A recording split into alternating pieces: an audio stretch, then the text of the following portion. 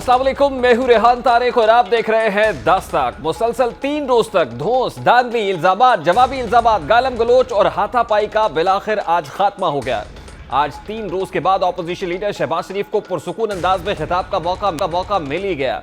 ऐवान का तकद्दुस पामाल करने पर किसी को सजा मिली और ना ही गालम गलोच और हाथापाई में मुलव्वस मेंबरान असम्बली के खिलाफ कोई कार्रवाई की गई। अपोजिशन और हुकूमत दोनों ने इत्तफाक राय से मामला हल कर लिए। सवाल यह है कि अहम कौमी मामलात पर मेंबरान गैर संजीदगी का मुजाहरा क्यों कर रहे हैं और मुस्तकबिल करीब में ऐसे वाकयात को कैसे रोका जा सकेगा। सवाल यह है कि 3 दिन तक एक दूसरे के खिलाफ बयानबाजी करने वाले मेंबरान बाहम शीरो शकर हुए कैसे। पार्लियामान में संजीदा रवैया स्पीकर समेत हुकूमती मेंबरान की अपोजिशन की आदत से कामयाब मुज़ाकरात के बाद देखने में आया, लेकिन पुरअमन माहौल खुद हुकूमती अराकीन को पसंद नहीं आया। कौमी असम्बली के पुरअमन इजलास पर हुकूमती मेंबरान आपस में उलझ, मुराद सईद, शीरी मजारी समेत 70 अराकीन हुकूमती लॉबी में जा बैठे। इसी दौरान मुराद सईद की असद उमर और आमिर डोगर से तल्ख कलामी भी हुई। मुराद सईद ने शिकवा किया कि हमें पूछा तक नहीं और आप लोग अपोजिशन से मुआहिदा कराए हैं, लोग गालियां हमें देते हैं और आप हमसे मुशावरत तक नहीं करते। जिसके जवाब में आमिर डोगर ने कहा कि हमें वजीर आजम की हिदायत है कि इजलास रोजाना की बुनियाद पर चलाना है। असद उमर ने शीरी मजारी को मुतनब्बे करते हुए कहा कि अगर आपने ऐसा ही रवैया रखना है तो वजारत से इस्तीफा देकर MNA बन जाएं। जबकि असद उमर ने मुराद सईद का जवाब देने से गुरेज किया। वकील की लड़ाई हुई। गैर संजीदगी का सिलसिला चौथे रोज भी खत्म नहीं हो सका। आज पार्लियामान में अपोजिशन लीडर की तकरीर के बाद पुरअमन अंदाज में चलने वाले इजलास में अराकीन की गैर संजीदगी कौम के लिए यकीनन सवालिया निशान है, क्योंकि इजलास के खात्मे तक 342 ऐवान में सिर्फ 16 अरकान ऐवान में मौजूद रहे थे। ये फुटेज हम आपको दिखा रहे हैं कि ये 342 का ऐवान है। कायदे हिस्ब इख्तिलाफ खिताब कर रहे थे। खिताब करते हुए उन्होंने कौमी इजलास पर आने वाले, कौमी असम्बली का जो इजलास है उस पर आने वाले अखराजात की याद दहानी भी कराई कि इस पर एक्सपेंसेस कितने होते हैं। आज शहबाज शरीफ साहब क्या कह रहे थे और तकरीर का आगाज उन्होंने कहां से किया, उसकी एक झलक आपके सामने रखता है। हर दिन का खर्चा तकरीबन करोड़ों रुपए का खर्चा है, जो कि इस मुल्क के गरीब अवाम की पूंजी से ये ऐवान के अखराजात उठाए जाते हैं। एक एक लम्हा ये अवाम की अमानत है, एक एक पाई इस मुल्क की अमानत है। इन वसाइल को हम अमानत जानकर अपना फर्ज अदा नहीं करते तो मैं समझता हूं कि we are not fair to ourselves and to the people of Pakistan. हुकूमती वज़रा आपस में लड़ रहे हैं, लेकिन अपोजिशन जमातों ने भी इजलास में संजीदगी नहीं दिखाई। गुज़श्ता दिनों होने वाले वाकयात के बाद अपोजिशन ने डिप्टी स्पीकर के खिलाफ तहरीक अदम एतमाद जमा कराई, लेकिन आज मुज़ाकरात के बाद तहरीक वापस ले ली गई। लेकिन डिप्टी स्पीकर का दावा है कि तहरीक नंबर पूरे ना होने के बायस वापस ली गई है। डिप्टी स्पीकर क्या कह रहे थे वो भी आपके सामने रखता है। इन्होंने पहले भी 2019 में भी नवंबर में ये किया था, मेरे खिलाफ अदम एतमाद की तहरीक पेश की और उसके बाद वापस लिया। मैं तो बिल्कुल तैयार था और मैं खुश था कि कल ये ज़रा पेश करें ना 172 अरकान मेरे मुखालफत में, लेकिन इनके पास नंबर ही पूरे नहीं है। आज ये फिर जो है ना वो बैक मार गए और दोबारा इन्होंने जो इनकी पहली हरकत है तो वही वापस ले ली है। सवाल यह है कि opposition deputy speaker Qasim Suri के खिलाफ तहरीक अदम एतमाद वापस लेने पर क्यों राजी हुई। डिप्टी स्पीकर कासिम सूरी के खिलाफ तहरीक अदम एतमाद पेश करने वाले अरकान में एक इंतकाल कर जाने वाले रुकन कौमी असम्बली भी शामिल थे। अपोजिशन ने जिन अरकान के दस्तखतों से तहरीक अदम एतमाद जमा कराई उनमें मुस्लिम लीग नून के मरहूम रुकन कौमी असम्बली सैयद इफ्तिखारुल हसन का नाम भी शामिल था। ये संजीदगी का आलम है अपोजिशन का। जहां पर हुकूमत गैर संजीदगी का मुजाहरा कर रही है, वहीं अपोजिशन से भी संजीदगी की कोई बैद नहीं है कि आप वोट ऑफ नो कॉन्फिडेंस की बात करते हैं, स्पीकर के खिलाफ मूव चलाने की बात करते हैं, लेकिन फिर आपको उल्टे पांव वापस लौटना पड़ता है और उसमें आपकी अपनी गैर संजीदगी जो है वो कार फरमा होती है। और जिस तरह से हुकूमत काम कर रही है, बजट पेश किया जाता है, उससे पहले लेजिस्लेशन हो रही है, लेकिन अपोजिशन अभी भी मुनकसिम दिखाई दे रही है। अब बिलाखिर अपोजिशन ने यह तय कर लिया है और हुकूमत के साथ मिल बैठकर यह तय हुआ है कि इजलास चलेगा, कार्रवाई आगे बढ़ेगी, लेकिन हुकूमत तो वक्त गुजरने के साथ साथ खुद को मजीद मजबूत महसूस कर रही है। ऐसी डिवाइडेड अपोजिशन हुकूमत को किस कदर टफ टाइम दे और बजट मंजूरी के खिलाफ क्या कर सकती है, क्या हिकमत अमली, क्या कोई कंसेंसस डेवलप हो सकता है, बात करेंगे। सीनियर सहाफ़ी तज्ज़ियाकार मुजीबुर रहमान शाबी साहब ने भी ज्वाइन किया है। अस्सलाम वालेकुम शाबी साहब, बहुत बहुत शुक्रिया आपके वक्त के लिए। शाबी साहब, सबसे पहले तो ये फरमाइएगा कि 3 रोज बाद आज जो सीज फायर हुआ है, जो जंग बंदी हुई है, क्या किसी पॉलिटिकल सेटलमेंट का नतीजा है? आज सेटलमेंट तो हो गई, जंग बंदी हुई, उसके बाद आपने देखा ऐवान का माहौल बदल गया और राना सनाउल्लाह साहब कह रहे थे कि PTI के जो नौजवान हैं सर फिरे, उनका एक ग्रुप वॉकआउट कर गया। और फिर असद उमर साहब ने जब उनको बताया कि वजीर आज़म का ये हुक्म है कि माहौल को दुरुस्त किया जाए, तो फिर वो ऐवान में वापस आए और भीगी बिल्ली बनकर बैठे रहे। तो एक अच्छी बात है, वजीर आजम ने इस बात का एहसास किया और अपोजिशन ने भी इस बात का एहसास किया और दोनों के दरमियान तय पाया कि अब ऐवान की कार्रवाई जो है कोई स्मूथली चलाई जाएगी, एक दूसरे की बात सुनी जाएगी और एक दूसरे को बात सुनाई जाएगी। तो इसका खैर मकसद होना चाहिए। जो लोग बहुत परेशान थे और उन्होंने इत्मीनान का सांस लिया। शामी साहब, ऑपोजिशन भी बड़ी सीख पा थी। जैसे आप बता रहे हैं कि हुकूमत के कुछ स्टालवर्ड्स हैं, मुराद सईद साहब असद उमर साहब से उलझते रहे, आमिर डोगरते रहे, जो मीडिएशन करवाते रहे कि हम क्यों जाएं, हमें गालियां दी जाती हैं। इसी तरह ऑपोजिशन के कुछ लोग बड़े सीख पाते, नाराज़ थे, शायद खाकान अब्बासी साहब, कि हम गाली का जवाब गाली से देंगे और हमें कॉपियां मारी गई हैं तो हम उसी तरह से कॉपियां फेंकेंगे। तो आपके ख्याल में ये जो ऑपोजिशन बैकफुट पे आई है और नो कॉन्फिडेंस की तहरीक वापस ली है, इसमें नंबर गेम वाला मामला है? ऑपोजिशन को अंदाजा है कि वो कुछ नहीं कर सकते, हाथ बंधे हुए हैं, या आपके ख्याल में सिर्फ ईवान की कार्रवाई चलाने के लिए, स्मूथ सेलिंग के लिए ये हुआ है? हुकूमत के पास वोट तो पूरे हैं, अभी कोई बगावत नहीं ऐसी हुई कि लोग कहें हम हुकूमत को वोट नहीं देंगे। इत्तेहादी भी उनके साथ खड़े हैं। तो ये तो एक अपनी जगह हकीकत है। लेकिन जो अपोजिशन नो कॉन्फिडेंस पेश कर रही थी डिप्टी स्पीकर के खिलाफ और स्पीकर के खिलाफ, तो वो तो एक गुस्से का इजहार था और जो माहौल को मजीद खराब किया जा सकता था उससे। जब आप लड़ रहे हो तो फिर लड़ाई की बात करते हैं और अगर लड़ाई खत्म हो जाए तो फिर आप अपनी अपनी जगह पे वापस आ जाते। अब अपोजिशन ने जो फैसला किया, जब माहौल बेहतर हो गया है और कायदे हिज़्ब इख्तिलाफ तकरीर अपनी करने में कामयाब हो गए बिलाखिर, और हो सकता है कि इसी तरह से वज़ीर आज़म जो है वो आए और वो भी अपनी तकरीर करें, उनकी बात भी सुनी जाए, तो इस लिहाज से फिर डिप्टी स्पीकर के खिलाफ या स्पीकर के खिलाफ नो कॉन्फिडेंस का क्या फ़ायदा? उससे तो शोर शराबा ही होना था ना, तकरीरें होनी थी, बदमज़गी होनी थी, नतीजा तो कोई नहीं निकलना था। शामी साहब, आज कायदे हिज़्ब इख्तिलाफ की तकरीर को आप कैसे देखते हैं? क्योंकि हमने देखा है जब शहबाज शरीफ साहब तकरीर फरमाते हैं, वो किसी जलसे के अंदर हों या वो ईवान के अंदर करें, तो काफ़ी अपनी परफॉर्मेंस सामने रखते हैं। वो बताते हैं कि पाकिस्तान मुस्लिम लीग नून ने क्या किया, और फिर CV भी पेश किया जाता है, और फिर उनकी कोशिश ये होती है कि वो बता सकें कि वो कितने अच्छे कैंडिडेट हैं प्राइम मिनिस्टर के लिए। तो आज की तकरीर कैसे देखते हैं? आपको लगता है कि वाकई सब्सटैंशियल थी, लॉजिकल थी, जो है वो फैक्ट्स के ऊपर बात हुई?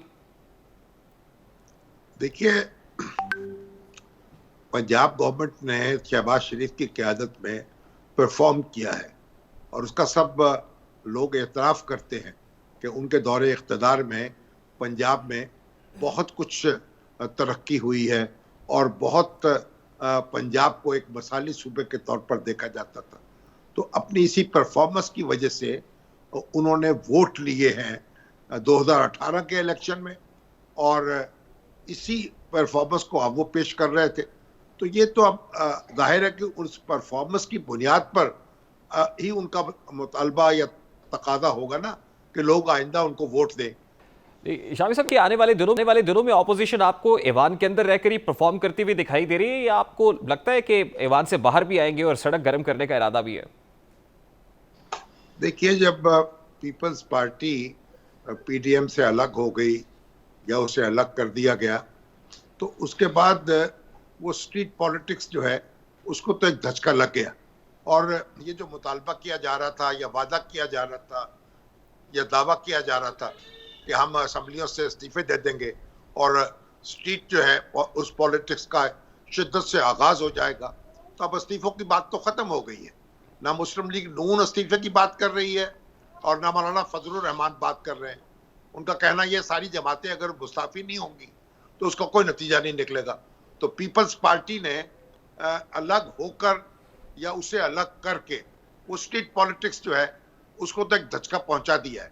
तो मैं नहीं समझता कि आप स्ट्रीट पॉलिटिक्स से आप हुकूमत को अननर्व कर सकते हैं या हुकूमत पर अपना दबाव बढ़ा सकते हैं।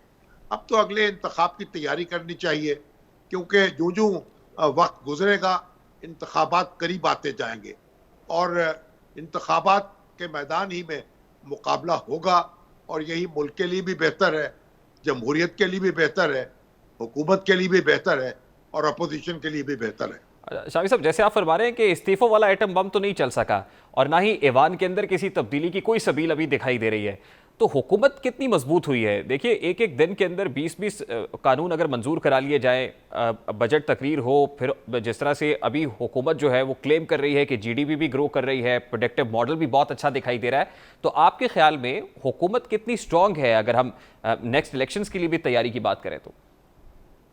देखिए, हुकूमत के पास पहले भी मेजॉरिटी थी, अब भी मेजॉरिटी है। हुकूमत जो बजट जो पेश किया है उसके अंदर बहुत से मुस्बत इशारे मिले हैं, लेकिन जब तक ऑन ग्राउंड हकायक तब्दील नहीं होंगे, महंगाई ख़त्म नहीं होगी, बेरोज़गारी ख़त्म नहीं होगी, हुकूमत की मुश्किलात में कमी नहीं होगी, तो हुकूमत को तो एक बड़ी शिद्दत के साथ परफॉर्म करना है और तवज्जो देनी है मुल्क की मईशत को आगे बढ़ाने की तरफ। ग्रोथ रेट आपका बढ़ जाए, उससे एक अच्छा माहौल पैदा होता है, लेकिन फिर ये भी है कि उसके फ़वाइद लोगों तक भी पहुंचने चाहिए। तो ये 2 साल का अरसा है और बहुत सा काम करना बाकी है। तो हुकूमत अगर अपना सर लगाकर ये काम करेगी, तभी वो इंतखाब के मैदान में सर उठाकर मुकाबला कर सकेगी, वगरना उसके लिए तो मुश्किलात पैदा हो जाएंगी। तो अब मामला जो है वो परफॉर्मेंस का है और हुकूमत जो है लगता है कि उसके पांव टिक गए हैं और उसको आप धक्का नहीं दे सकते। अपोजिशन को भी ये बात समझ लेनी चाहिए और मेरा ख्याल पीडीएम जो है वो एक इलेक्शन अलायंस की सूरत इख्तियार कर जाएगा और इसकी जो पार्टियां हैं वो इकट्ठे इलेक्शन लड़ने की पोजीशन में होंगी। तो इस तरह से एक मुख्तलिफ माहौल हो जाएगा और अब अपनी अपनी परफॉर्मेंस की बात होगी और अपनी अपनी सफ़ें दुरुस्त करने की बात होगी। अच्छा शामी साहब, बड़ी इंपॉर्टेंट बात आप कर रहे हैं कि हुकूमत अपने पांव टिका चुकी है। देखिए, with the change of economic team हुकूमत ने अच्छी मार्केटिंग की है। जैसे आपने कहा कि अभी तो डिलीवर करना बाकी है कि हुकूमत ऑन ग्राउंड करती क्या है, लेकिन अभी जो मार्केटिंग हुकूमत कर रही है, जो मॉडल वो सामने रख रही है, जो ग्रोथ वो दिखा रही है, क्या इससे वो मुख्तदिर हलकों को भी इम्प्रेस कर चुकी है सर? देखिए, मुख्तदर हल्के जो हैं उनके पास चारा क्या है, उनके पास ऑप्शन क्या है? कोई ऑप्शन नहीं है। आपने जो सेटबैक हो चुका है इकोनॉमी को, आप तो 6% के करीब आपकी ग्रोथ थी, उसके बाद आपने 3 साल जो है आपको सेटबैक हुआ है और अब आप 5% की बात कर रहे हैं और उससे और अगले साल के लिए। तो आपने 4 साल जो पीछे गए हैं आपने उसे कवर करना है। अब आपने आगे बढ़ के दिखाना है। ग्रोथ रेट आपका अगर 5% हो जाएगा तो तब भी आप कोई बहुत दूध और शहद की नहरें नहीं बह रही होंगी। आप 3-4 साल पहले का जो माहौल था उसी की तरफ वापस जाने की कोशिश कर रहे होंगे, जबकि जरूरत इस बात की है कि बहुत आगे बढ़ने की है। जो बेरोजगारी पैदा हो चुकी है, जो लाखों लोग बेरोजगार हो चुके हैं, जो कसाद बाजारी आ चुकी है और जो लोगों महंगाई बढ़ चुकी है, उसके आगे रुकावट लगानी है, उसको रिवर्स करना है। तो बहुत काम करने का बाकी है। दावे तो बहुत किए जा सकते हैं, लेकिन ज़मीनी हकीकतें तब्दील करनी होंगी, तभी आपका काम चलेगा। अच्छा शामी साहब, लास्टली ये बताइएगा सर, मरियम नवाज साहिबा जो जारहाना पॉलिटिक्स कर रही थी वो खामोश दिखाई दे रही हैं। मियां शहबाज शरीफ साहब पार्लियामान के अंदर है, बिलावल भुट्टो साहब जो है वो पार्लियामान के अंदर ऑलरेडी पाकिस्तान पीपल्स पार्टी की प्रिंसिपल पोजीशन है कि ऐवान के अंदर तब्दीली होनी चाहिए। तो वो लोग जो जारहाना सियासत कर रहे थे अब कदरे मुफाहमाना सियासत में मशगूल हैं, तो इनको क्या यकीन दहानी है? क्या किसी यकीन दहानी पर हो रहा है या आपको लग रहा है कि ये अब समझ बैठे हैं कि हुकूमत जाने की नहीं है? देखिए, ना मुफाहमाना पॉलिसी की का मामला है, ना जारहाना पॉलिसी का मामला है। अभी आप देखेंगे कि थोड़ा वक्त गुजरेगा तो एक किस्म के हम इंतखाबी मुहिम के मोड में आ जाएंगे। तो जब इंतखाबी मुहिम चलेगी उस वक्त आप अपना सारा जोर लगा लीजिएगा। उससे पहले की जो एक्टिविटी है उससे तो आपकी अपनी एनर्जी कम होगी और फायदा नहीं होगा। तो इसलिए अब फोकस करना चाहिए इंतखाबात पर और इंतखाबी नताइज पर और मुनसफाना और आज़ादाना इंतखाबात जो हैं उनकी ज़मानत होनी चाहिए और दोनों बड़ी जमातें और तीनों बड़ी जमातें बल्कि मिलकर तय कर सकती हैं कि ऐसा माहौल बनाया जाए जिसमें किसी को शिकायत पैदा ना हो और मुनसफाना और आजादाना इंतखाबात के जरिए हम अपने मुस्तकबिल को बेहतर कर सकें। लेकिन शामी साहब यही हदफ होना चाहिए। जी, आपको लग रहा है सर कि पॉलिटिकल पार्टीज बैठ के इलेक्टोरल रिफॉर्म्स के ऊपर बात कर सकेंगे? क्योंकि 3 साल तो हो गए, इलेक्टोरल रिफॉर्म्स पे तो फिर कोई बात नहीं हुई। अब हुकूमत ईवीएम की बात कर रही है, मशीनें लगाने की बात कर रही है, लेकिन आपको नहीं लगता सर कि हमारे यहाँ पॉलिटिकल रिप्रेजेंटेटिव से ज्यादा इलेक्शन वाला मामला जो है वो किसी और हाथ के अंदर होता है और ये उन्हीं पर मुनहसर है कि अगला इंतखाब कैसे कराना है? नहीं, मैं इस बात से मुत्तफिक नहीं हूँ। मेरा ख्याल है कि मामला जो है सियासी जमातों के हाथ में होता है। जब वो अपने हाथ से निकालती हैं तो किसी और हाथ में जाता है। अगर सियासी जमातें जो हैं वो किसी अपने ज़ाब्ते पर मुत्तफिक रहें और एक दूसरे के साथ फाउल प्ले ना करें तो फिर किसी दूसरे हाथ को बुरुए कार आने की ज़रूरत नहीं होती और ना उसके लिए कुछ स्पेस होती है। तो सियासी जमातों को अपने मामलात खुद अपने हाथ में रखने चाहिए और आज जो जंग बंदी हुई है उससे एक अच्छा इशारा मिला है, एक किरण फूटी है। अब इस मामले को आगे बढ़ाने की जरूरत है और इसको नतीजा खेज और मानी खेज बनाने की जरूरत है। और इलेक्टोरल रिफॉर्म्स का मामला, खा वो ओवरसीज पाकिस्तानीज के वोट का मसला हो या मशीनों के इस्तेमाल का मसला हो, उसे भी मिल बैठकर तय किया जा सकता है। बहुत बहुत शुक्रिया शामी साहब आपके वक्त के लिए। सीनियर सहाफ़ी तज्ज़ियाकार मुजीबुर रहमान शामी हमारे साथ मौजूद थे। अभी एक ब्रेक लेंगे और ब्रेक के बाद जब वापस आएंगे तो फिर बात करेंगे कि इंटरबैंक ट्रांजैक्शंस कितनी मुश्किल होने जा रही हैं, बैंक से रकम मुंतकली पर कितनी फीस होगी, इस मामले को उठाएंगे। इस ब्रेक के बाद हमारे साथ रहिए।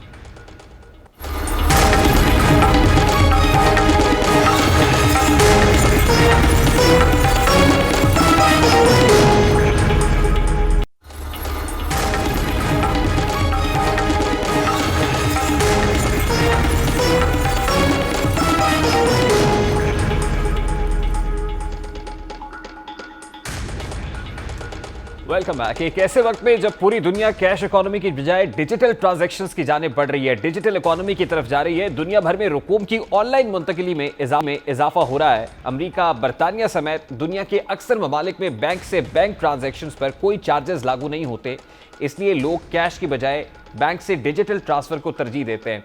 लेकिन डिजिटल पाकिस्तान के नारों के दौरान ही स्टेट बैंक ने एक मुतनाज़ फैसला किया है। एक माह के दौरान 25,000 रुपये ऑनलाइन ट्रांसफर करने पर 200 रुपये फीस ली जाएगी। अगर कोई शख्स एक माह में थोड़ी थोड़ी रकम करके 26,000 भी ट्रांसफर करेगा तो उसे 0.1% चार्जेस अदा करने होंगे। इस तरह कुल मिलाकर एक ट्रांजैक्शन पर चार्जेस 200 रुपये से ज़ायद नहीं होंगे। ये चार्जेस 25,000 से ज़ायद हर ट्रांजैक्शन पर लागू होंगे, ताहम बैंक रकम की मजमूई हद को इनफरादी तौर पर ज़्यादा भी कर सकते हैं। स्टेट बैंक का ये फैसला मज़े का खेज़ है। स्टेट बैंक लोगों के लिए बैंकों का रास्ता मुश्किल बना रहा है, जिसके बाद शहरी ट्रांजैक्शंस का गैर महफूज तरीका यानी कैश इस्तेमाल करेंगे। अब सवाल यह है कि स्टेट बैंक ऑफ पाकिस्तान ने अमली तौर डिजिटल पाकिस्तान के विजन को क्या खुदा हाफिज कह दिया है? ये मामला क्या है, इस मामले पर बात करेंगे। इस वक्त director payments State Bank of Pakistan Suhail Jawad sahab ने हमें ज्वाइन किया है। अस्सलाम वालेकुम सुहेल साहब, बहुत बहुत शुक्रिया आपके वक्त के लिए। सुहेल साहब, सबसे पहले तो एक क्लैरिटी दरकार है कि इंटरबैंक ट्रांजैक्शंस पर कितनी कटौती होगी और फिर ये फैसला क्यों जरूरी था, ये फैसला क्यों किया गया है सुहेल जवाद साहब? जो इस वक्त डिजिटली अगर फंड ट्रांसफर करना हो पाकिस्तान में तो उसके लिए एक सर्विस है जिसे इंटरबैंक फंड ट्रांसफर्स या IBFT सर्विस कहते हैं। ये सर्विस प्राइवेट सेक्टर जो है वो फराहम करता है। एक प्राइवेट इदारा है OneLink जो इस सर्विस को प्रोवाइड करता है और तमाम बैंक्स ने फिर इसको अपने चैनल्स में इनकॉर्पोरेट किया हुआ होता है। अब ये सर्विस पिछले साल मार्च तक इस पर किसी किस्म की कोई प्राइसिंग पॉलिसी नहीं थी, हम रेगुलेट नहीं करते थे, स्टेट बैंक इस प्राइस को रेगुलेट नहीं करता था और नतीजतन हर बैंक आजाद था कि वो जितनी चाहे वो चार्ज करे। और अगर आपको याद हो फरवरी से पहले, पिछले साल फरवरी मार्च से पहले कोई बैंक 50 रुपए भी चार्ज कर रहा है, कोई 400 भी चार्ज कर रहा है, कोई 500 भी चार्ज कर रहा है और हम कोशिश कर रहे थे कि बैंक उस रकम को एक मुनासिब एक लिमिट के अंदर लेकर आए। जब कोविड-19 आया उस वक्त हमने फिर आवाम के फायदे के लिए हमने ये सोचा कि लोग बैंकों में और ब्रांचेस में ना जाए। हमने फिर एक इक़दाम लिया और हमने इस प्राइस को रेगुलेट करना शुरू किया और स्टार्ट हमने किया इसको फ्री कर दिया। हमने कहा जी ये जीरो प्राइस के साथ ये होगी और इसका मकसद ये था कि लोग ज्यादा से ज्यादा इसको अपने घरों से और अपनी डिवाइसेस से इस्तेमाल करें और ब्रांचेस में ना जाए। ये सिलसिला चलता रहा। हमें इस दौरान जो है बहुत अच्छा रिस्पांस मिला, लोगों ने डिजिटल इस बैंकारी को बहुत ज्यादा अडॉप्ट किया। आपने नंबर्स देखे होंगे कि अल्हम्दुलिल्लाह बहुत ज्यादा नंबर्स जी, नंबर्स मेरे पास है इस वक्त। 9,72,000 की over the period of 1 year transactions हुई हैं और 922 खरब रुपए की मालियत की है, which is something very good. और अगर ये हो रहा है और इतना स्मूथली ये इसका टर्नओवर भी बहुत अच्छा था, तो आपको नहीं लगता कि ब्रेक लग जाएगी? और खासतौर पे हम we are moving towards digital economy, तो उस डिजिटल इकोनॉमी की तरफ मूव करने में एक ब्रेक होगी। दूसरा मसला आना शुरू हुआ ना कि जो सप्लाई साइड खासतौर पे छोटे बैंक्स हैं, ब्रांचलेस बैंक्स हैं, उन्होंने हमें फिर ये कहा कि उनके लिए पॉसिबल नहीं हो रहा है कि वो फ्री ऑफर कर सकें। जिन बैंक्स की अपनी महदूद जो है वो होती है ऑफर करने की सलाहियत, तो वो फिर बहुत परेशान हो रहे थे। और हम काफी अरसे से इस पर काम कर रहे थे। हमने इंटरनेशनली भी प्रैक्टिसेस को देखा और हमने कहा कि हम क्या करें। हमने बहुत ज्यादा इस पर गौर व किया। मेरे ख्याल में कम से कम पिछले 6 महीने तो इस पर लगे हैं हमें। और हमें फिर एक ऐसा फार्मूला हम लेकर आए हैं कि जिससे आवाम जो कम जो पैसे कमाती है और जो कम ट्रांसफर्स करती है, उन पे ये बोझ ना आए। इसीलिए अगर आप देखें तो हमने ये कहा है कि कम से कम 25,000 तक की लिमिट हर महीने बैंक्स फराहम करेंगे अपने सार्फिन को। 25,000 तक की जो रकम भेजी जाएगी वो फ्री होगी, क्योंकि हमारा ख्याल ये है और हमने जो डेटा देखा है कि 40% ट्रांजेक्शन जो IBFT की होती है वो 5,000 से कम की होती हैं। तो हमारा ख्याल ये था कि एक तो वो 5,000 से कम वाले भी उसमें आ जाएंगे और 25,000 की लिमिट में हमारा एस्टिमेट है कि 70 से 75% ट्रांजेक्शन अभी भी फ्री ही रहेंगी। अच्छा, छोटे सारिफिन से मुराद ये है कि फॉर एग्जांपल किसी ने अपनी फैमिली में कोई रकम भेजनी है और once in a blue moon है, ऑफनली नहीं करता, लेकिन जो छोटा कारोबारी है उसको तो यकीनन एक ब्लो होगा इससे कि उसकी ट्रांजैक्शन बहुत सारी होती हो सकता है एक दिन के अंदर 25,000 से बहुत ज्यादा ट्रांजैक्शन वो करता हो, तो इसका मतलब हर ट्रांजैक्शन जो 25,000 से ज्यादा है उस पर 200 रुपए की कटौती होने जा रही है। नहीं, 200 रुपए की कटौती नहीं होगी, उस पर 0.1% की होगी। यानी अगर कोई फर्ज करें 10,000 रुपए भेजता है तो उस पर 10 रुपए उसकी फी कटेगी। ये फार्मूला हमने दिया है। 0.1% ऑफ द ट्रांजेक्शन अमाउंट। 200 रुपए तो मैक्सिमम अमाउंट है जो बैंक चार्ज कर सकता है, उससे ज्यादा वो चार्ज नहीं कर सकता। अच्छा, मेरा अब इब्तिदा में आपसे सवाल था बड़ा सादा सा, जो सारिफीन भी कह रहे हैं और नाकिदीन भी इसके ऊपर जो है तनकीद कर रहे हैं कि डिजिटल पाकिस्तान विजन जो है उसको कितनी ठेस पहुंचेगी, क्योंकि हमारे यहाँ ऑलरेडी बहुत कम था इस टर्नआउट और अब इससे मजीद कम हो जाएगा। मतलब लोग जो बैंकिंग ट्रांजैक्शंस कर रहे थे, डिजिटली कर रहे थे, अब वो मेरा ख्याल है वो रुझान कम हो जाएगा। स्टेट बैंक ऑफ पाकिस्तान इसको किस तरह से देख रहा है? नहीं, स्टेट बैंक ऑफ पाकिस्तान देखिए दोनों तरह से देखता है। एक तरफ तो सारिफ है जो सर्विस को इस्तेमाल कर रहा है और एक तरफ वो इदारे हैं जो सर्विस को मुहैया कर रहे हैं। जाहिर है एक सर्विस को मुहैया करने के लिए उस पर उनकी कॉस्ट आती है और उसको मेंटेन करने के लिए, उस पर सर्विस स्टैंडर्ड मेंटेन करने के लिए एक कॉस्ट आती है। तो वहां पर जो हमें खदशा था कि इस फ्री पॉलिसी की वजह से जो छोटे प्रोवाइडर्स हैं वो शायद उनके लिए ये सर्विस प्रोवाइड करना पॉसिबल ना रहे, हमने कुछ हद तक उस खदशे को कवर किया है।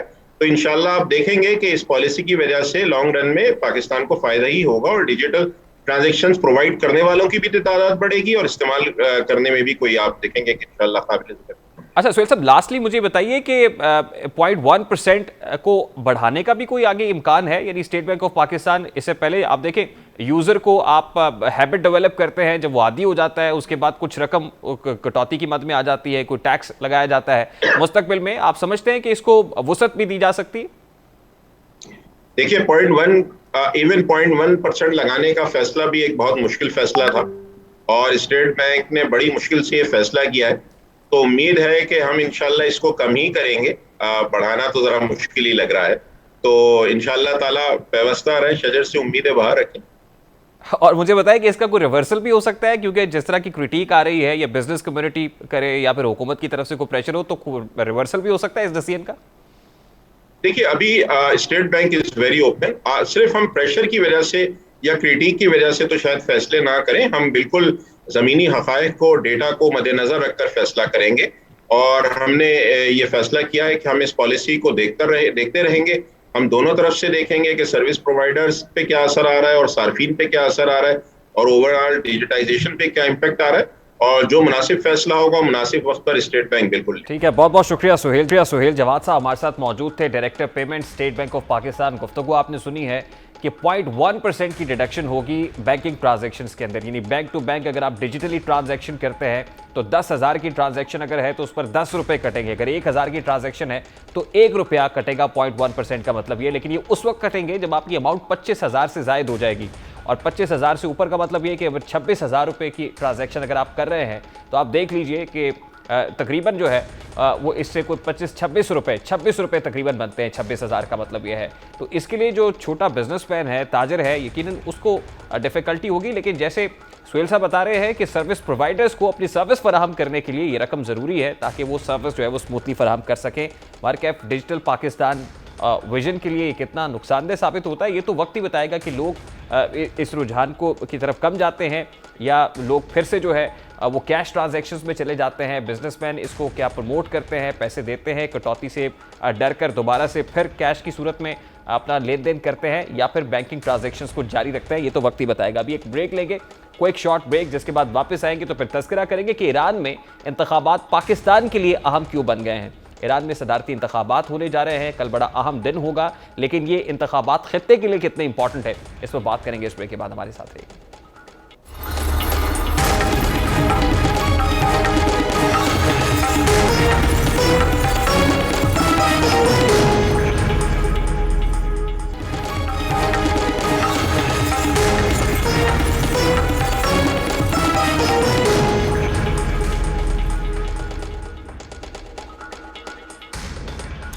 Welcome back. जुमे के रोज ईरान में 13वें सदारती इंतखाबात हो रहे हैं। ईरान दुनिया का वाहिद मुल्क है जहां इनकलाब के बाद जमहूरियत पर सबसे ज्यादा यकीन किया जाता है। जंग हो या अमन, आलमी ताकतों से ताल्लुकात कशीदा हों या दुनिया के साथ ईरानी क़यादत बाहम शीरो शकर, तेहरान में सदारती इंतखाबात का इनेकाद बर वक्त हुआ है। हमेशा टाइम पर इंतखाबात हुए हैं और टर्न ओवर की अगर बात की जाए तो यहाँ पर वोटिंग का टर्न आउट भी दुनिया के तमाम ममालिक से ज़्यादा है। यहाँ पर वोटिंग की कम से कम शरह 56%, जबकि अहमदी नियाद के दौर में भी ये शरह 80% से तजावुज़ कर गई थी। यानी अगर टर्न आउट की बात की जाए तो वोटर इतनी बड़ी तादाद में घरों से निकलकर वोट कास्ट करते हैं। इसका मतलब यह है कि वो डेमोक्रेसी पर बिलीव करते हैं, जमहूरियत पर यकीन रखते हैं और पॉलिटिकल प्रोसेस को आगे बढ़ता देखना चाहते हैं। 13वें सदारती इंतखाबात में रजिस्टर्ड वोटर्स की तादाद 5,93,00,000 है, जबकि 72,000 पोलिंग स्टेशन कायम किए जा रहे हैं। ईरान के 13वें सदारती इंतखाबात की रिपोर्टिंग और कवरेज 500 के करीब गैर मुल्की नामा निगार मुबसरीन करेंगे। सदारती इंतखाबात में मौजूदा चीफ जस्टिस इब्राहिम रईसी, साबिक जौहरी मुज़ाकरातकार सईद जलीली, पासदारान इनकलाब के साबिक सरबरा मोहसिन रज़ाई, ईरान के मरकजी बैंक के सरबरा अब्दुल नासिर हमेती, ईरानी पार्लियामान की डेप्यूटी स्पीकर सैयद अमीर हुसैन काजी ज़ादा हाशमी और रुकन पार्लियामान अली रज़ा ज़ाकानी शामिल हैं। तज्ज़ियाकारों के मुताबिक एतदाल पसंद रहनुमा अब्दुल नासिर हमाती और दाएं बाजू के उम्मीदवार इब्राहिम रईसी के दरमियान कांटे का मुकाबला मुतवक्के है। इब्राहिम रईसी ने गुज़श्ता इंतखाबात में 38% वोट हासिल किए थे, यानी वो हसन रूहानी के मद्दे मुकाबिल थे, 38% वोट हासिल कर सके थे और उन्हें सदर हसन रूहानी ने शिकस्त दी थी। अब इसके लिए जो ईरान का पॉलिटिकल सिस्टम है उसको समझना बहुत ज़रूरी है। बाइफर्केटेड सिस्टम है, दो सतह का निज़ाम है। एक तरफ सुप्रीम काउंसिल है जो यकीनन वहाँ पर जो सुप्रीम लीडर हैं वो उसको देखते हैं, दूसरी तरफ जो पैरेलल प्रेसिडेंट है और उसको इलेक्ट किया जाता है। लेकिन अल्टीमेटली जो इख्तियारात हैं वो सुप्रीम लीडर के पास होते हैं, यानी आयतुल्लाह खुमैनी साहब इस वक्त जो है वो सुप्रीम लीडर हैं और वो बहुत सारे फैसले करते हैं। इस वक्त वहाँ पर जो काउंसिल कायम है उस काउंसिल की तरफ से उन्हीं कैंडिडेट्स को जिनको एग्री किया जाता है, ग्रीन सिग्नल दिया जाता है, जिनको कहा जाता है कि यही मैदान में उतरेंगे, पॉलिटिकल प्रोसेस का हिस्सा बनेंगे, इन्हीं के नाम बैलेट पेपर्स पर होंगे, उन्हीं को उतारा जाता है। अब मशरिक़ वस्ता में कशीदगी है। अफगानिस्तान से अमरीका के इनखला और बैन अल-अक़वामी ताकतों के दरमियान ईरान के माहिदे के तनाजुर में ये इंतखाबात खासे अहम हो गए हैं। इन इंतखाबात में यकीनन जो वहाँ की सुप्रीम काउंसिल है, तमाम तर इख्तियारात जिनके पास मौजूद हैं, सरचश्मा हैं, और उनके लिए डिसाइड करना बहुत ज़रूरी है कि रीजन को देखते हुए, आलमी ताकतों को देखते हुए उनको कैसा कैंडिडेट सूट करता है। क्या मॉडरेट कैंडिडेट सूट करता है या वो कैंडिडेट सूट करेगा जो ईरान को यकीनन जो अक़वाम आलम की सफ़ है उसके अंदर बड़े शदीद अंदाज के अंदर, बड़े जारहाना अंदाज के अंदर रिप्रेजेंट करेगा और अपने मुतालिबात मनवाएगा, या फिर मॉडरेट तर्ज का होगा। तो अब आपको दिखाते हैं, ये बताने की कोशिश करते हैं कि इन इंतखाबात में ईरान की तरफ से स्ट्रैटेजी क्या दिखाई दे रही है। सर्वेस और आलमी इदारों की नज़र में इब्राहिम रईसी सदारत के लिए मजबूत तरीन उम्मीदवार हैं। इब्राहिम रईसी की कामयाबी के बाद आलमी सतह पर होने वाले असरात को समझने के लिए दाएं बाजू के रहनुमाओं के नज़रियात जानना ज़रूरी है। ईरान में हसन रूहानी एतदाल पसंद रहनुमा के तौर पर जाने जाते हैं। उनकी पार्टी आलमी ताकतों के साथ मुज़ाकरात की हामी रही है, लेकिन कासिम सुलेमानी की हलाकत के बाद से ईरान में हसन रूहानी की मकबूलियत में खासी कमी वाक़ हुई है। दाएं बाजू की क़यादत ने जो इंतकामी सियासत है, इंतकाम सख्त के उन्वान तले ईरानी कौम को एक नज़रिया दिया था। यानी कासिम सुलेमानी की जो हलाकत हुई थी उसके बाद एक नया नज़रिया सामने आया था जिसके मुताबिक मज़ाहमत की बात की गई थी और उन्होंने अफगानिस्तान, इराक और शाम में अमरीकी अफवाज की मौजूदगी की मुखालिफत की थी। इसी तरह इस गिरोह का मौक़िफ़ है कि अमरीका का मुकाबला करने के लिए रूस, चीन, तुर्की, ईरान और पाकिस्तान पर मुश्तमिल एक इत्तेहाद तश्कील दिया जाए, जिसे गोल्डन रिंग का नाम दिया गया है। अब जबकि अमरीका में क़यादत बदल चुकी है, वाशिंगटन अफगानिस्तान और ईरान से अपनी फ़ौजें निकाल रहा है। 18 जून के सदारती इंतखाबात का बराह रास्त असर ईरान और आलमी ताकतों के दरमियान होने वाले जौहरी मुआहदे पर मुरतब होगा। अब तक आलमी ताकतें कदरे एतदाल पसंदी से हसन रूहानी के साथ जो मुकालमे का अमल है वो जारी रखे हुए थी। अब 8 बरस मनसब सदारत पर फाइज रहने के बाद रूहानी के इक़्तिदार का सूरज गुरूब होने वाला है।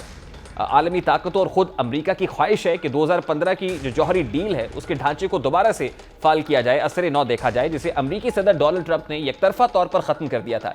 लेकिन ये इब्राहिम रईसी की कामयाबी की सूरत में बहाली मुमकिन नहीं दिखाई दे रही, क्योंकि उन्होंने अपनी इलेक्शन कैंपेन में मुसलसल जो अमरीका है उसको हदफ़ तनकीद बनाया है, क़यादत को हदफ़ तनकीद बनाया, उनकी पॉलिसीज़ पर तनकीद करते रहे हैं। सवाल यह है कि ईरानी इंतखाबात खित्ते की सियासत पर क्या असरात मुरतब करेंगे, गोल्डन रिंग की कामयाबी के कितने इम्कानात हैं। सवाल तो ये भी है कि जौहरी डील की नाकामी के बाद ईरानी मईशत किस कदर मुतासिर होगी, क्या गोल्डन रिंग ईरानी मईशत को सहारा दे पाएगा।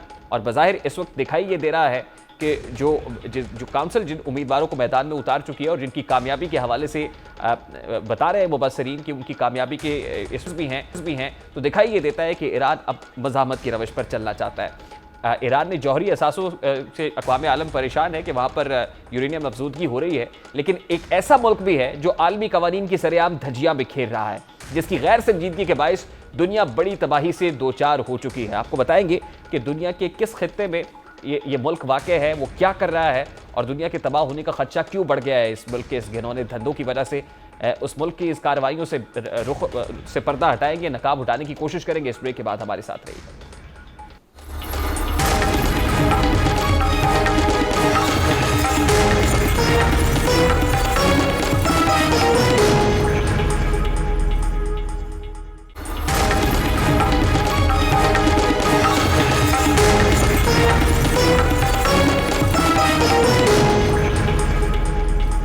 Welcome back. भारत जो आज तक पाकिस्तान के एटमी असासों के खिलाफ प्रोपेगेंडा कर रहा था, आज पूरी दुनिया भारत के एटमी प्रोग्राम पर सर जोड़े बैठी है। भारतीय हुकूमत की नाअहली, जो रियासतों की गैर संजीदगी और सिक्योरिटी इदारों की नाअहली के बायस अक़वाम आलम बुरी तबाही से दो चार होने जा रही है। बड़ी तबाही हो सकती है। तबाही फैलाने लगा है भारत किस तरह, यह हम आपको बताएंगे। इंडिया में यूरेनियम की गैर कानूनी तिजारत उरूज पर है, जबकि ब्लैक मार्केट में यूरेनियम की फरोख्त से अरबों रुपए कमाए जाने लगे हैं। भारत में सिर्फ 40 रोज के दौरान गैर कानूनी तौर पर 20 किलोग्राम यूरेनियम पकड़ी गई है। भारतीय सिक्योरिटी इदारों ने मई के अवाइल में 7 किलो 100 ग्राम, 4 जून को 6 किलो 400 ग्राम, जबकि गुज़श्ता रोज भी 6 किलो यूरेनियम पकड़ी है। ये यूरेनियम कहां से आती है, स्मगलर्स इसका क्या इस्तेमाल करते हैं, यूरेनियम अक़वाम आलम के लिए खतरा क्यों बन रही है, इस हवाले से जायजा और रिपोर्ट्स अब आपके सामने रखेंगे। नाज़रीन, आप जानकर हैरान होंगे कि एक एटम बम की तैयारी के लिए सिर्फ 50 किलोग्राम यूरेनियम दरकार होती है, जबकि दुनिया का सबसे पहला एटम बम जिसने नागासाकी में तबाही मचाई, उसका वजन भी महज 64 किलोग्राम था। सिर्फ 1 किलोग्राम यूरेनियम से 240 मेगावाट के बिजली घर के लिए 100 घंटे तक बिजली हासिल की जा सकती है। इसी 1 किलोग्राम यूरेनियम से 40 लाख यूनिट बिजली हासिल की जा सकती है। अगर यूरेनियम तबाही का जायजा लिया जाए तो 1 किलोग्राम यूरेनियम से 20 लाख किलोग्राम पेट्रोल जैसी तबाही हो सकती है। अगर 30 लाख किलोग्राम कोयले को जलाया जाए, इसी से पैदा होने वाले दर्जा हरारत और तबाही के बराबर तबाही सिर्फ 1 किलोग्राम यूरेनियम से हो सकती है। इसी तरह जितने इलाके को 2 करोड़ डायनामाइट से तबाह किया जा सकता है, महज 1 किलोग्राम यूरेनियम इस तबाही का बाइस बनता है। भारत में 20 किलोग्राम यूरेनियम 45 दिनों में पकड़ा गया। पूरी दुनिया परेशान है, लेकिन इससे भी ज्यादा तशवीशनाक बात यह है कि हिंदुस्तान में यूरेनियम की गैर कानूनी तिजारत के पहले वाकयात नहीं हैं। माजी में भी बहुत से ऐसे वाकयात रूनुमा हुए हैं जो इस बात की निशानदेही करते हैं कि हिंदुस्तान एटमी ब्लैक मरकज बन गया है। 2016 में खलीजी ममालिक से स्मगल की गई 27 किलोग्राम यूरेनियम हुक्काम ने कब्जे में ली, जो भारत लाई जा रही थी ताकि इसे ब्लैक मार्केट में फरोख्त किया जा सके। इसी साल महाराष्ट्र के इलाके में भी स्मगलरों के कब्जे से 9 किलोग्राम यूरेनियम पकड़ी गई थी। जुलाई 2018 में कलकत्ता पुलिस ने 5 अफराद को 1 किलोग्राम यूरेनियम के साथ गिरफ्तार किया था। फरवरी 2021 में इंदौर में पुलिस ने 4 अफराद को गिरफ्तार किया जो एक प्लास्टिक बैग और 3 शीशे की बोतलों में 2 किलोग्राम यूरेनियम फरोख्त करने की कोशिश कर रहे थे। इसी तरह मार्च 2021 में काठमांडू हुक्काम ने 4 नेपाली बाशिंदों को 2.5 किलोग्राम इंतहाई तापकार यूरेनियम रखने के इल्जाम में गिरफ्तार किया और ये यूरेनियम भी भारत से नेपाल स्मगल की गई। सितम ज़रीफ़ी ये है कि इतने सालों से भारत पाकिस्तान के खिलाफ प्रोपेगेंडा कर रहा है कि इसका जौहरी प्रोग्राम दुनिया को खतरे में डाल रहा है, जबकि दूसरी तरफ पाकिस्तान अपने जौहरी एहसासों को महफूज बनाने के लिए जो बैनुल-अक़वामी कवानीन हैं उस पर अमल पैरा है। लेकिन अक़वाम आलम को इकट्ठा होना पड़ेगा। भारत जो सफाकाना काम कर रहा है, घिनौनी साजिश कर रहा है, इसको ना सिर्फ बेनकाब करना होगा बल्कि इस पर गिरफ्त मजबूत करनी होगी। और जैसे दीगर अक़वाम के ऊपर जो है सैंक्शंस लगती हैं, यकीनन ये इक़दामात भी सैंक्शंस के मुतकाज़ी हैं। इसको सैंक्शंस लगानी पड़ेंगी, तभी जाकर इस ब्लैक मार्केटिंग को और इस घिनौने धंधे को ना सिर्फ बेनकाब बल्कि इसकी बहकूनी भी हो सकेगी। ये तो था आज का दास्तक। आपसे मुलाकात होगी इंशाअल्लाह कल। अपना रखिएगा ख्याल। अल्लाह हाफ़िज़।